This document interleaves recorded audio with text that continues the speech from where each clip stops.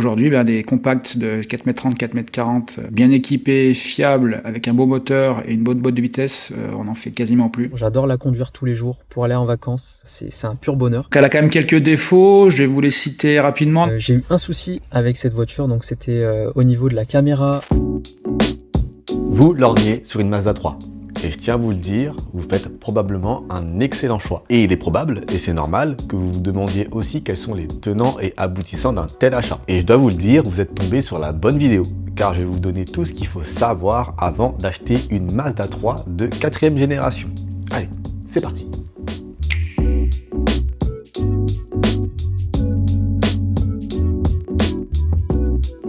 Quand on achète une voiture neuve ou d'occasion, il faut aussi s'assurer que les pièces détachées soient facilement accessibles. Concernant la Mazda 3, les pièces les plus demandées concernent la carrosserie. Parce que oui, la carrosserie de la Mazda 3, notamment sa peinture, s'avère être assez fragile. Et heureusement, mon partenaire qui sponsorise cette vidéo, Ovoco, a une solution pour régler ce genre de problème. Ovoco, c'est un marché de pièces détachées d'occasion qui marche dans toute l'Europe. Vous avez des pièces qui viennent de toute l'Union européenne et au-delà, avec des achats garantis, sécurisés, avec une politique de 14 jours, satisfait ou remboursé.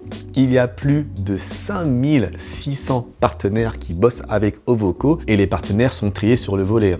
Ovoco tient à sa réputation, c'est une entreprise qui est très appréciée par les particuliers et surtout les professionnels, avec beaucoup de références, des millions de références. Et pour cette Mazda 3, ça ne manque pas puisqu'on aura beaucoup de pièces détachées d'occasion qui vont être accessibles, notamment le pare-choc avant, très sensible, qui est souvent très recherché pour cette voiture-là, à des prix plutôt intéressants. Les frais de livraison peuvent être assez élevés puisque ça vient de toute l'Europe, mais vous avez un code promo de 15% avec mon code DEVIAUTO. Et en plus, si vous faites une commande chez Ovoco et que vous m'apportez la preuve de cette commande, vous aurez droit à une consultation d'1 heure de conseil d'achat. Oui, 1 heure. Ça a une valeur de 100 €. C'est offert en cas de commande chez Ovoco. Bénef, non? Le lien vers le site d'Ovoco est dans la description. Je les remercie d'avoir sponsorisé cette vidéo une nouvelle fois. Ça fait un petit bout de temps qu'ils m'accompagnent. On poursuit cette vidéo. Merci à eux. La Mazda 3 de 4e génération. Donc, c'est une voiture qui est sortie en 2019. Elle arrive donc sur sa 7e année de commercialisation.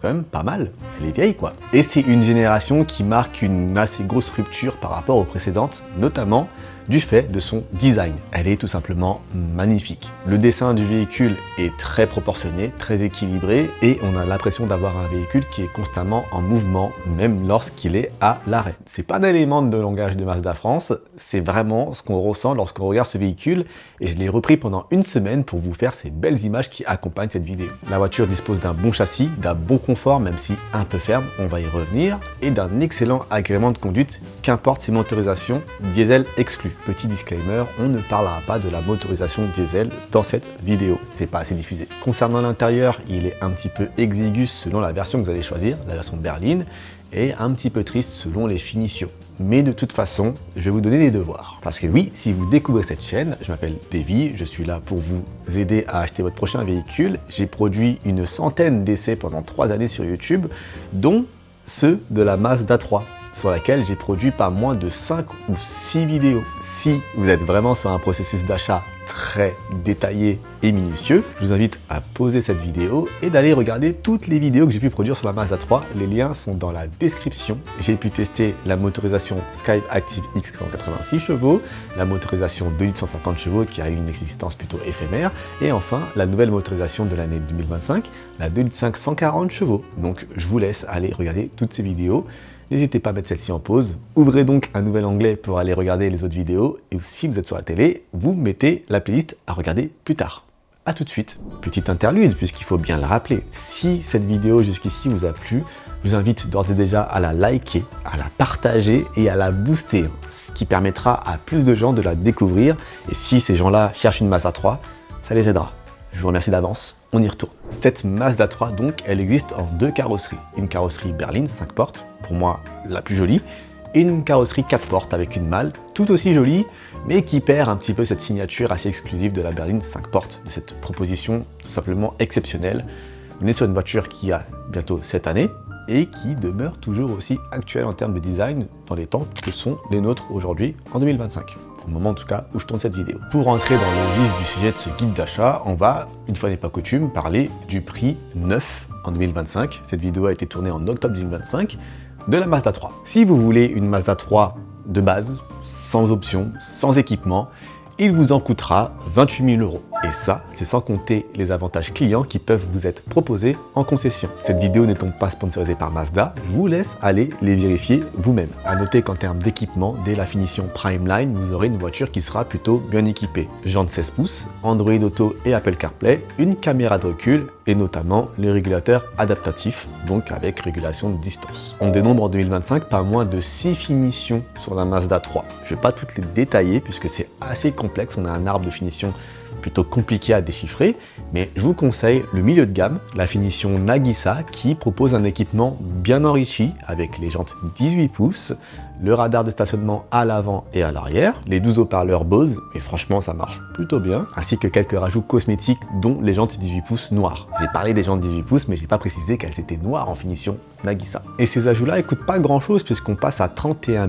500 €, encore une fois, sans déduire les avantages clients qui peuvent être assez intéressants. Et la gamme sera coiffée par la finition Takumi, le très haut de gamme, qui commence à partir de 34 400 € avec la motorisation 2,5 litres 140 chevaux. A noter que les Skyve Active G de 122 et 150 chevaux ne sont plus disponibles au catalogue si vous partez sur un véhicule neuf. Et bien sûr, on va aussi évoquer les prix en occasion, puisque la voiture est sortie depuis 2019, donc on a une offre plutôt fournie, même en France et en Belgique. Les premiers prix en occasion de cette Mazda 3 vont commencer autour des 14-15 000 € pour une finition normale, entrée de gamme, avec le moteur 2 litres Skyve Active G de 122 chevaux, en boîte auto ou en boîte manuelle. Bien entendu, sur ces premiers prix, les kilométrages vont être assez élevés. Vous en trouverez notamment au-dessus des 100 000 km, ce qui peut ne pas poser de problème, puisqu'on le verra derrière, c'est très fiable. Mais je sais que les Français ont tendance à être allergiques au haut kilométrage. On peut dire merci au moteur PureTech. Je vous le conseillerais pas si ça vous dérange. Il faudra rajouter peut-être 2 à 3 000 € pour avoir des versions avec des kilométrages moins élevés. Pour commencer à trouver la motorisation Skyve Active X, il va falloir débourser autour des 19 000 €. Mais encore une fois, les kilométrages seront assez élevés, largement au-dessus des 50 000 km, mais à 19 000 €, on peut dire que c'est déjà de bonnes offres. Et donc, il est temps de parler motorisation. Oui, il y a eu plusieurs motorisations sur la carrière de la Mazda 3. On peut commencer avec le diesel de 116 chevaux qu'on écarte, parce qu'il est très peu diffusé en France et il présente un intérêt plutôt limité. Non, on va commencer avec des motorisations qui seront en essence principalement. On commence donc avec le 2 litres Skyve Active G de 122 chevaux, un moteur atmosphérique extrêmement fiable, plutôt rond et agréable à utiliser et qui suffira pour déplacer la masse de cette Mazda 3. En intermédiaire, on aura l'éphémère 2 litres Skyve Active G de 150 chevaux qui est apparu pendant peut-être une année avant de disparaître.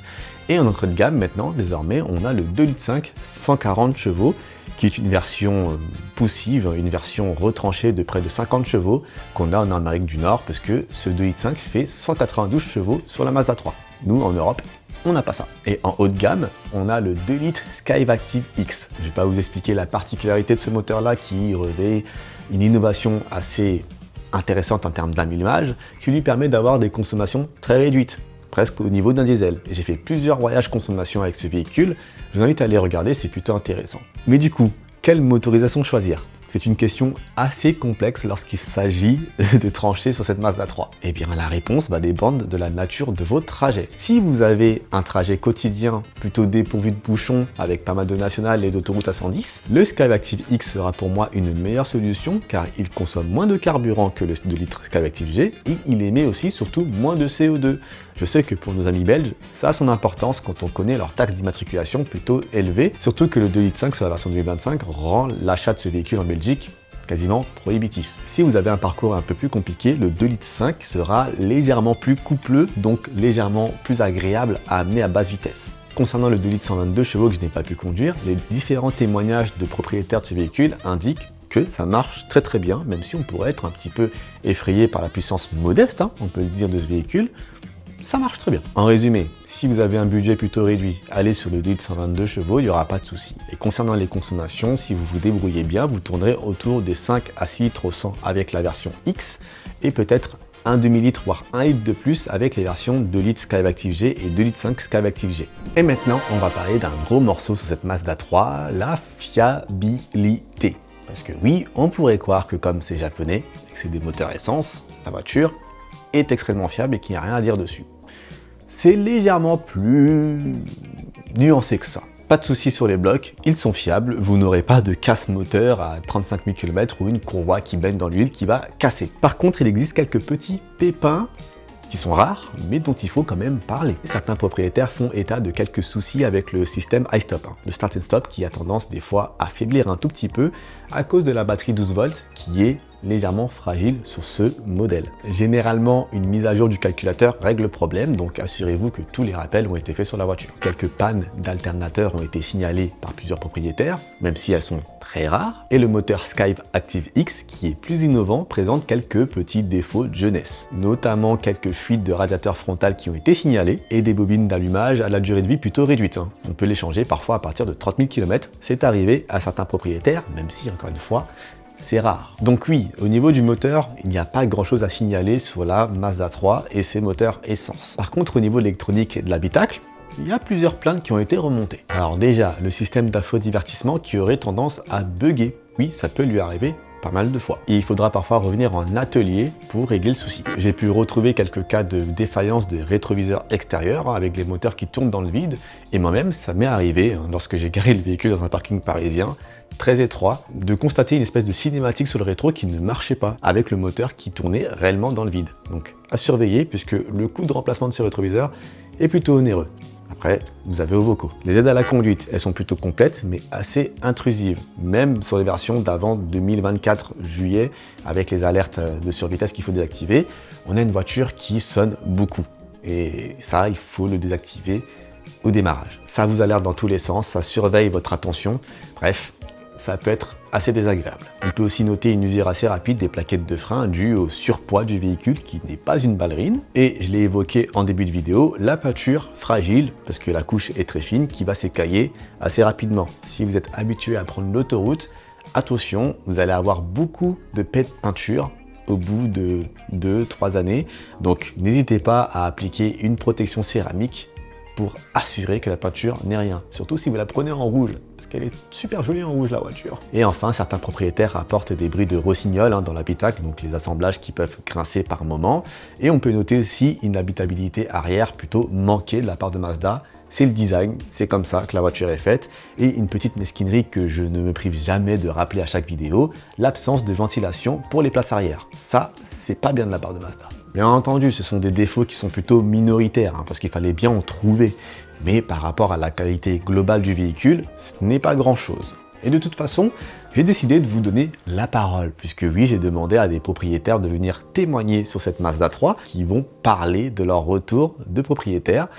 Ah, ça fait plaisir de laisser la parole sur YouTube. Bonjour David et bonjour à tous, et merci à David de me laisser la possibilité de m'exprimer sur cette Mazda 3. Donc si vous avez comme projet d'acheter la voiture, surtout n'hésitez pas, c'est vraiment une très belle compacte, fiable et bien motorisée. Donc je vais essayer de vous lister rapidement les points positifs et les points négatifs. En point positif, on a le design, donc vraiment très belle voiture, vraiment un design latin et c'est très réussi. Le moteur qui est très souple, donc vous pouvez reprendre en 4ème à 30 à l'heure sans problème, elle repart. Les finitions de très bon niveau, c'est bien fini à l'intérieur, il y a du cuir, des beaux plastiques, donc c'est clairement l'équivalent d'une classe A ou d'une A3 sans problème. Le rapport aussi prix-prestation qui est vraiment intéressant, on a un véhicule qui est en Skyactiv X 186 chevaux en haut de gamme à 33-34 000 € neuf, et ça en compact moderne vous ne trouvez pas.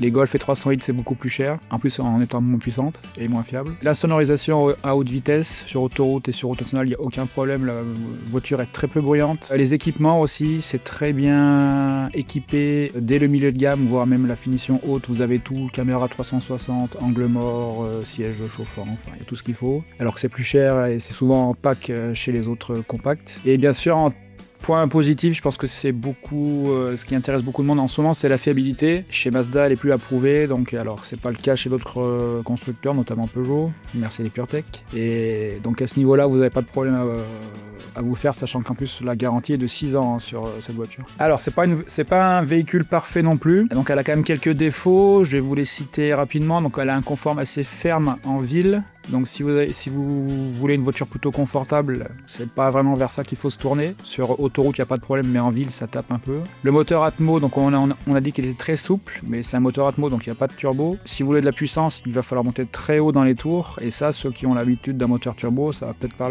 leur plaire. Autre défaut du véhicule, l'habitabilité. C'est vrai qu'on se sent un peu à l'étroit à l'arrière. Il n'y a vraiment pas beaucoup d'espace et le coffre est plutôt moyen. Les technos aussi, si vous aimez des grands écrans avec plein de technos et tout, c'est pas forcément vers ce véhicule-là qu'il faut se tourner. Mazda, c'est plutôt sur cette voiture, c'est plutôt à l'ancienne, avec un pad qui se contrôle. Enfin, donc l'écran est tactile, mais à l'arrêt seulement. Donc voilà. C'est un plus pour la sécurité, mais ceux qui aiment la techno, c'est peut-être pas trop leur truc. Et enfin, le réseau Mazda qui est plus limité que d'autres concessionnaires. Il faut parfois faire quelques kilomètres pour aller trouver un concessionnaire, donc là-dessus, c'est pas l'idéal non plus. Voilà, donc j'espère que je vous ai donné quelques suggestions pour la voiture. N'hésitez pas à aller en concession pour l'essayer, c'est vraiment une très bonne voiture. Et aujourd'hui, des compacts de 4m30, 4m40, bien équipés, fiables, avec un beau moteur et une bonne boîte de vitesse, on n'en fait quasiment plus. Allez faire un tour en concession, essayez la voiture et je pense que vous serez agréablement surpris. Merci à tous. Salut à tous, salut Davy. Moi c'est Thomas, je suis en possession d'une Mazda 3 4ème génération édition 100e anniversaire avec le moteur Skyactiv X. J'ai cette voiture depuis presque 2 ans, donc je l'ai achetée lorsqu'elle avait 11 000 km dans une concession Mazda. J'en suis aujourd'hui très satisfait. J'adore la conduire tous les jours pour aller en vacances. C'est un pur bonheur. J'ai eu un souci avec cette voiture, donc c'était au niveau de la caméra qui est au niveau du pare-brise. Alors je crois que c'est la caméra qui gère aussi les feux de route adaptatifs. Elle avait lâché, elle était totalement morte, donc en fait les feux de route adaptatifs ne fonctionnaient plus. J'étais obligé de fonctionner manuellement, mais ça c'est pas un problème en soi. Donc les aides à la conduite, ou plutôt tout ce qui concernait la sécurité, donc lorsqu'on dépasse les dépassements de ligne et tout ça là, ça s'était désactivé en fait. Et j'ai eu la chance que c'est arrivé du coup pendant que j'avais encore la garantie lorsque je l'avais acheté en concession, donc j'ai pu la faire remplacer à temps. À part ça, j'ai pas eu de soucis. Elle est très fiable à mon égard. Après j'ai roulé que 22 km, c'est peut-être peu pour certains, donc c'est vrai que c'est pas grand chose encore pour remarquer les soucis, les potentiels soucis qu'elle a, mais pour moi elle n'a pas eu de soucis en fait. J'ai direct changé les pneus en fait en pneus 4 saisons, les pneus qui étaient inclus dans la voiture, donc les Bridgestone, je sais plus quel modèle, mais des Bridgestone étaient pas très bonnes pour le quotidien. Enfin après c'est quand même des bons pneus, mais moi j'avais pas envie de changer des pneus toutes les saisons, enfin lorsque la saison d'hiver arrivait. Les défauts que je remarque en tout cas, il n'y en a pas beaucoup, mais c'est des défauts quand même esthétiques qui concernent donc la carrosserie. Je crois que c'est même quelque chose que tu as énoncé dans ta vidéo, dans même tes vidéos de Mazda je crois. Donc c'est la peinture en fait qui est assez fragile, et même les concessionnaires vous diront la même chose finalement, c'est ce qu'on disait à ce niveau-là. Il y a aussi donc à l'intérieur le plastique noir. Bon là j'ai mis une protection, mais le plastique noir derrière s'abîme très vite, donc il y en a aussi sur les portières. À part ça, franchement, pour moi c'est une très bonne voiture lorsqu'on est en couple, donc à 2 ou avec un enfant, mais pas plus, parce que à l'arrière ça devient vite serré, surtout si jamais vous partez en vacances et que vous avez beaucoup de bagages. Cette année moi j'ai fait 2500 km avec la voiture en road trip, et niveau place c'était pile poil. Heureusement qu'on n'avait pas pris plus d'affaires, parce que là on était vraiment au complet avec les valises derrière, donc voilà. En tout cas je te remercie Davy pour toutes les vidéos que tu fais. Personnellement j'adore ce que tu fais, c'est vraiment intéressant. Je te regarde depuis quand même quelques petites années, mais même après depuis que tu as sorti la vidéo de la Mazda 3 quand même, enfin la toute première vidéo de la Mazda 3, j'ai acheté cette voiture sans avoir vu d'avis, rien. Je me suis pas posé la question. En testant la voiture, j'ai eu le coup de cœur en fait, et c'est ce qui m'a permis d'avoir cette voiture aujourd'hui et d'en être totalement satisfait. Et voilà, j'espère que cette vidéo te servira. Sur ce. Donc voilà, vous avez eu vos témoignages de propriétaires de Mazda 3 qui vont peut-être confirmer votre choix ou l'infirmer, ça dépend. Si vous avez besoin d'un accompagnement pour acheter votre véhicule, sachez que j'ai lancé une nouvelle offre d'accompagnement. Fini les rendez-vous d'1 heure, je vous accompagne sur 15 ou 30 jours en restant à vos côtés de A à Z dans l'obtention de votre prochain véhicule. Les liens Calendly vers mes nouveaux accompagnements sont dans la description. Je vous dis à tout de suite. Et en bonus, sachez que je prépare un guide digital qui vous apprendra comment acheter ou vendre votre voiture neuve ou d'occasion de A à Z. Vous serez un crack et vous n'aurez plus besoin de ces vidéos puisque je vous aurai tout donné. La liste d'attente pour être mis au courant de la sortie de ce guide digital est en ligne. Le lien est dans la description et si vous vous inscrivez, vous aurez automatiquement un code promo pour l'accès à ce guide digital et peut-être, je dis bien peut-être, la chance de participer à un tirage au sort pour remporter une voiture hybride. Moi je dis ça, je dis rien. En tout cas, j'espère les amis que cette vidéo vous aura permis d'en savoir plus et de voir plus clair dans l'obtention de votre prochaine Mazda 3. Si cette vidéo a rempli son objectif, je vous invite à la liker, à la partager un maximum et aussi à booster. Vous pouvez booster cette vidéo pour que cette vidéo soit plus vue par l'algorithme YouTube. Ça permet à cette chaîne de continuer à progresser et à vivre. Je remercie une nouvelle fois Ovoko pour le sponsoring de cette vidéo et le soutien qu'il m'apporte. Et moi je vous dis à la prochaine. Soyez bénis. Peace.